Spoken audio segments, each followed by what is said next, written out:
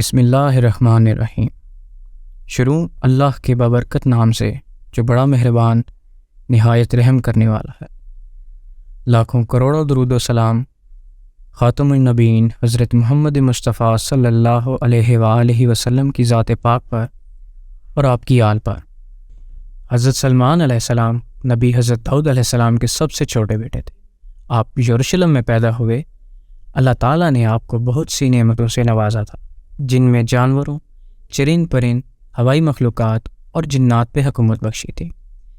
آپ اپنے والد محترم حضرت داؤد علیہ السلام کی وفات کے بعد ان کے جانشین مقرر ہوئے اور تقریباً 30 سال تک حکومت کی، جس میں آپ نے جنات کو حکم دے کر مسجد الاقصیٰ کی تعمیر کروائی، جو کہ یروشلم کے پرانے شہر میں واقع ہے۔ کہا جاتا ہے کچھ دیواریں اور ستون جو آپ نے جنوں کی مدد سے تعمیر کروائی تھی، وہ آج بھی مسجد اقصیٰ کے تہہ خانے میں دیکھے جا سکتے ہیں۔ حضرت سلمان علیہ السلام کے دربار میں تمام چرند و پرند اور جن وغیرہ حاضر ہوا کرتے تھے۔ کبھی کسی پرندے کی باری ہوتی تو کبھی کسی پرندے کی، اور خود کا کام آپ کے ہاں یہ تھا کہ آپ کبھی سفر پر ہوتے اور جنگل میں پانی کی ضرورت پیش آتی تو خود کو پانی کی تلاش کے لیے بھیجتے، جس کو اللہ نے یہ صلاحیت عطا فرمائی تھی کہ وہ پانی کو زمین کے نیچے ہونے کے باوجود بھی جان لیتا تھا۔ تو پھر یہ پرندہ سلیمان علیہ السلام کو بتا دیتا اور لوگ وہاں کھود کر پانی تلاش کر لیتے تھے۔ ایک دن سلیمان علیہ السلام نے خود کو اپنے دربار میں بلوایا تو وہ موجود نہ تھا، یعنی اپنی خدمت کی جگہ پر نہ ملا۔ تو سلیمان علیہ السلام کہنے لگے، کیا ہوا؟ مجھے خود کیوں نظر نہیں آ رہا؟ اگر موجود نہیں ہے تو میں اس کو سخت سزا دوں گا، میں اسے ذبح کر دوں گا۔ ابھی کچھ ہی وقت گزرا تھا کہ خود آ گیا اور کہنے لگا، مجھے ایسی چیز معلوم ہوئی ہے جس کی آپ کو خبر نہیں۔ میں نے آپ کے پاس کے شہر سبا میں ایک عورت دیکھی ہے جو وہاں کی سلطنت پر بادشاہت کرتی ہے اور ہر چیز اس کے پاس ہے۔ اس کا ایک بہت ہی شاندار اور عظیم تخت ہے جو قسم قسم کے ہیرے جواہرات اور سونے اور چاندی سے بنا ہوا ہے۔ اس عورت کا نام بلقیس ہے۔ اس کی قوم خدا کو چھوڑ کر سورج کو سجدہ کرتے ہیں، وہ شیطان کے بہکاوے کی وجہ سے سیدھے رستے پر نہیں ہیں۔ حضرت سلیمان علیہ السلام نے کہا، اچھا، ہم تیرے سچ اور جھوٹ کا پتہ چلاتے ہیں۔ یہ میرا خط لے جا اور اسے ان کی طرف ڈال دے، اور پھر ان کے پاس سے واپس آ جا اور دیکھ کہ وہ کیا جواب دیتے ہیں۔ تو خود خط لے کر ملکہ بلقیس کے پاس پہنچا اور خط اس کے سامنے ڈال کر پیچھے ہٹ کر چھپ رہا اور دیکھنے لگا کہ اس کا کیا رد عمل ہوتا ہے۔ ملکہ بلقیس کا باپ بڑے بادشاہوں میں سے گزرا تھا۔ اس نے عہد کیا تھا کہ اہل یمن کی کسی عورت سے شادی نہ کروں گا۔ تو پھر اس نے ایک جن سے شادی کی جس سے یہ لڑکی بلقیس پیدا ہوئی۔ بلقیس کی ماں کا نام ریحانہ بنت سکان تھا اور بلقیس کا صحیح نام تلقمہ تھا۔ تو بلقیس کی ماں انسان نہیں بلکہ جن زادی تھی۔ حضرت سلمان علیہ السلام کا خط پانے کے بعد بلقیس نے اپنے سب امراء و وزراء کو بلایا اور خط پڑھ کر سنایا۔ خط میں کچھ یوں لکھا تھا، بے شک سلیمان کی طرف سے ہے، اور بے شک اللہ کے نام سے ہی شروع کرتا ہوں جو بڑا مہربان اور نہایت رحم کرنے والا ہے۔ تم لوگ مجھ پر بڑائی نہ کرو اور تابعدار ہو کر میرے پاس چلے آؤ۔ جب یہ خط ملکہ بلقیس کے وزیروں نے سنا تو وہ بولے کہ ہمیں اپنا لو لشکر لے کر اس پر چڑھائی کرنی چاہیے، لیکن یہ کہ آخری حتمی فیصلہ ہم آپ کے ہاتھ پہ چھوڑتے ہیں۔ ملکہ بلقیس جو کہ بہت ہی عقل مند عورت تھی، وہ بولی کہ اگر یہ واقعی اللہ کے نبی ہوئے تو پھر ہم سخت گناہ پر ہوں گے۔ اس لیے اس نے حضرت سلیمان علیہ السلام کو آزمانے کا فیصلہ کیا۔ اس نے کہا کہ ہم ان کی طرف تحفہ بھیجیں گے، اگر وہ قبول کرتے ہیں تو ہم ان پر جنگ مسلط کر دیں گے۔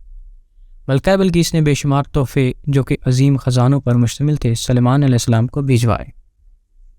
خود نے یہ تمام ماجرا حضرت سلیمان علیہ السلام کو بتا دیا۔ حضرت سلیمان علیہ السلام نے جنوں کو حکم دیا کہ محل کے تمام داخلی اور خارجی رستوں کو سونے کی اینٹوں سے تعمیر کر دو، اور اپنے محل کے تمام وزراؤں کی کرسیوں کو بھی سونے سے بنوا دیا۔ آپ نے محل میں بہت ہی قیمتی پتھر جیسے یاقوت، مرجان اور ہیرے موتی سے تیار کروائے۔ جب ملکہ بلقیس کے بھیجے ہوئے وفد حضرت سلیمان علیہ السلام کے محل میں داخل ہوئے تو وہ سونے سے بنے رستے اور محل کی چاق و چوبند رونقیں دیکھ کر شرمندہ ہو گئے۔ تو آپ نے تحفہ لینے والے کو تحفے واپس کر دی اور کہا کہ ہمارے پاس اللہ کا دیا ہوا اس سے کہیں زیادہ موجود ہے، اور اب ہم تمہارے پاس بڑے زبردست لشکر لے کر آ رہے ہیں جن سے مقابلے کی تم میں بالکل ہمت نہیں۔ تو جب اللہ کے پیغمبر کی طرف سے یہ فرمان جلال ملکہ بلقیس اور اس کی قوم کو پہنچا تو ان کو سوائے عاجزی و انکساری سے چپ جانے اور ہار ماننے کے علاوہ کوئی رستہ نظر نہ آیا۔ ملکہ بلقیس نے حضرت سلیمان علیہ السلام کو واپس لکھ بھیجا کہ بے شک آپ ہم سے بہتر ہیں، اور ملنے کے لیے جانے کا ارادہ ظاہر کیا۔ سلیمان علیہ السلام کو جب خط ملا تو آپ نے حکم فرمایا کہ کون ہے جو ملکہ کا تخت ملکہ کے آنے سے پہلے میرے پاس لے آئے۔ جنات میں سے ایک دیو نے کہا کہ اس سے پہلے کہ آپ کا دربار برخاست ہو میں تخت آپ کے پاس لے آؤں گا۔ دوسرے جن نے کہا کہ جب تک آپ اپنی جگہ سے اٹھیں میں تخت لے آتا ہوں۔ دیو کا یہ دعویٰ سننے کے بعد آپ کے ایک وزیر جس کا نام آصف برقیہ تھا، جس کے پاس کتاب کا تھوڑا سا علم تھا اور وہ اسم اعظم جانتا تھا، کہنے لگا کہ آپ کی آنکھ جھپکنے سے پہلے آپ کے پاس تخت حاضر کیے دیتا ہوں۔ جب حضرت سلیمان علیہ السلام نے رخ مبارک پھیر کر دیکھا تو ملکہ سبا کا تخت کو موجود پایا۔ آپ نے فرمایا یہ میرے پروردگار کا فضل و کرم ہے کہ وہ مجھ کو آزماتا ہے کہ کہیں میں اس کا شکر گزار بندہ ہوں یا نافرمان، اور حقیقت تو یہ ہے کہ جو شخص اس کا شکر گزار ہوتا ہے وہ دراصل اپنی ہی ذات کو نفع پہنچاتا ہے، اور جو نافرمانی کرتا ہے تو خدا اس کی نافرمانی سے بے پرواہ اور بزرگ تر ہے، اور اس کے وبال خود نافرمانی کرنے والے پر پڑتا ہے۔ تعالیٰ پہ شکر ادا کرنے کے بعد آپ نے اس تخت کی حیات میں تبدیلی کا حکم دیا اور فرمایا کہ دیکھنا چاہتا ہوں کہ ملکہ سبا دیکھ کر حقیقت کی طرف مائل ہوتی ہے یا نہیں، اور کہا کہ تخت کے نیچے ہیرے موتی وغیرہ تبدیل کر کے اس کی صورت بدل دو۔ ملکہ بلقیس کے آنے سے پہلے حضرت سلیمان علیہ السلام نے جنوں کو حکم دیا کہ ایک محل تعمیر کیا جائے کہ جو شیشے کا بنا ہو، جس میں پانی چلتا ہو اور اس کی چھت شیشے کی ہو، نیچے پانی بہتا ہو اور پانی میں تالابی جانور جیسے کہ مچھلیاں تیر رہی ہوں۔ بلقیس کی آمد پر سلیمان علیہ السلام نے اس کو محل میں داخل ہونے کا حکم دیا۔ سلیمان علیہ السلام پہلے سے اس محل میں اپنے شاہی تخت پر جلوہ افروز تھے، اور نیچے شیشے کے نیچے سے جو پانی ایسے آب و تاب کے ساتھ بہہ رہا تھا کہ شیشہ بیچ میں سے نظر نہیں آتا تھا۔ اس کے بارے میں اللہ کا فرمان ہے کہ بلقیس نے پھر اس کو دیکھا تو اس کو پانی کا حوض یعنی تالاب سمجھا اور کپڑا اٹھا کر اپنی پنڈلیاں کھول دیں۔ حضرت سلیمان علیہ السلام نے کہا یہ ایسا محل ہے کہ جس کے نیچے شیشے جڑے ہوئے، تو بلقیس بول اٹھی پروردگار میں اپنے آپ پر ظلم کرتی رہی، اور اب میں سلیمان علیہ السلام کے ہاتھ پر خدائے رب العالمین پر ایمان لاتی ہوں۔ حضرت سلیمان علیہ السلام کی موت بھی آپ کی زندگی کی طرح حیران کن واقعات اور معجزات سے بری ہوئی تھی۔ آپ کی موت سے لوگوں کو یہ سمجھ آ گیا کہ مستقبل کا علم نہ تو جنوں کی مدد سے معلوم ہو سکتا ہے بلکہ وہ تو صرف اللہ پاک کی ذات کے پاس ہے۔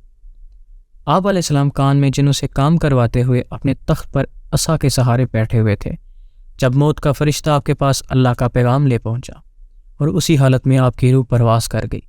کچھ عرصہ آپ یوں ہی بیٹھے رہے تو اللہ کے حکم پر ایک سیخ نے آپ کے عصا مبارک کو کھانا شروع کیا، جب تک کہ وہ کھوکھلا ہو کر آپ کے جسم کا وزن برداشت نہ کر سکا اور ٹوٹ گیا، جس سے آپ کا جسم مبارک گر پڑا۔ آپ علیہ السلام 1154 BC میں پیدا ہوئے، اور آپ کا ذکر قرآن پاک میں 16 مقامات پر آیا ہے۔ آپ کا مقبرہ مسجد اقصی کے مقرب میں واقع ہے۔ کہا جاتا ہے کہ یہ وہی جگہ ہے جہاں آپ اپنے عصا کے سہارے کھڑے تھے جب آپ کی روح قبض کر لے گئی۔ مسجد اقصی اسلام کی تیسری مقدس جگہ ہے، اور یہ دوسری بڑی مسجد ہے جو مسجد الحرم کے بعد تعمیر کی گئی۔ والسلام۔